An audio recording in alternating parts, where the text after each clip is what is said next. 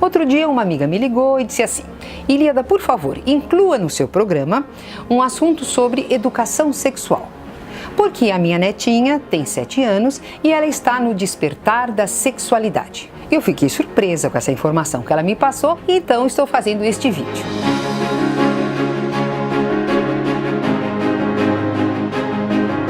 Se você gostar desse vídeo, por favor, ao final, lembre-se de dar um like e de se inscrever no meu canal. Vamos começar esclarecendo que o desejo sexual não faz parte da infância.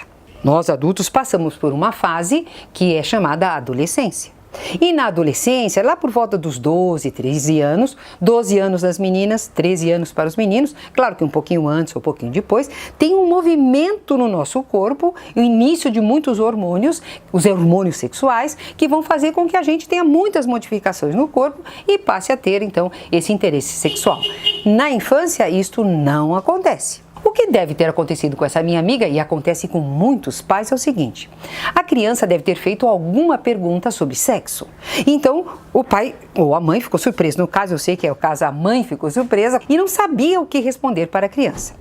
Então, a minha sugestão é que quando a criança vier te fazer alguma pergunta sobre sexo, que é a coisa mais natural do mundo, porque ela é uma criança curiosa e quer saber de várias coisas que acontecem no mundo, inclusive deste assunto, você então busque responder com a maior naturalidade possível. Mas não é tão fácil assim, porque este assunto é um assunto que gera um certo incômodo, um certo constrangimento. E olha, e hoje é melhor do que antigamente. Houve um período que não se falava nada sobre isso e as pessoas sofriam muito por falta de informação. Eu vou contar para você que quando eu tinha lá meus 13, 14 anos, eu estudava numa sala só de meninas. E a minha professora de história resolveu dar algumas informações de educação sexual para nós. Gente, era a aula que fazia maior sucesso, ela não dava mais aula de história. Nós queríamos saber o que estava acontecendo conosco, com o nosso corpo, com as nossas mudanças. Era o maior sucesso as aulas da professora, a dona Isaura, nossa professora de história, que acabou virando professora de educação sexual. Hoje não, hoje se fala mais abertamente, mas mesmo assim a gente tem um certo constrangimento. Mas a criança veio e perguntou para você, fez alguma pergunta relacionada ao assunto.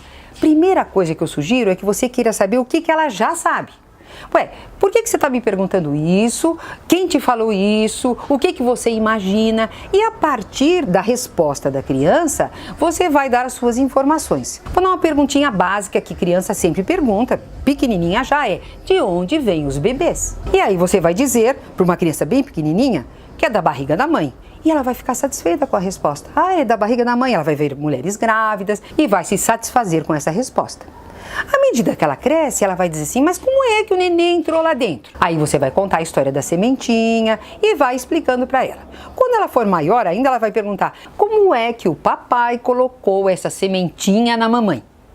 Aí você vai explicar que vocês se gostam muito, que vocês ficaram juntinhos e que isso é coisa que adulto faz, que criança não faz. É bom ela ter essa noção.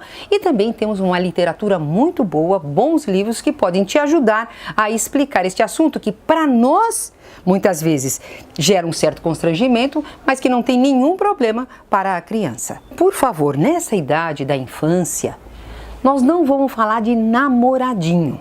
Tem uma amiga que é diretora de uma escola. E ela disse que ela tinha um aluninho de 4 anos que queria namorar com a coleguinha de sala. E dizia que era namorado e tal. Então eles mandaram um recado para os pais não incentivarem esse tipo de atitude da criança.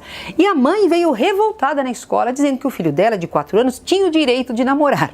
Aí a diretora teve que sentar-se com ela e explicar que na infância isso não acontece, que se existem crianças que são muito afins, que gostam de estar umas com as outras, isso quer dizer afinidade e que no fundo é uma grande amizade, eles são amigos e não namorados. Depois de uma longa explicação é que a mãe mudou a postura e o menino parou de querer agarrar, de beijar a menina, porque ele fazia isso como imitação dos adultos e não porque na verdade ele estivesse interessado na colega como um namorado. Eu sei que tem pais que acham gracioso os pequenininhos ficarem assim fazendo papel de namoradinho, porque eles ficam assim como adultos em miniatura, mas isso não é bom para a criança, isso realmente confunde a criança. Então é bom a gente dizer que na infância não existe namoro. Durante todo o período da infância, vamos responder às crianças o que elas nos perguntam.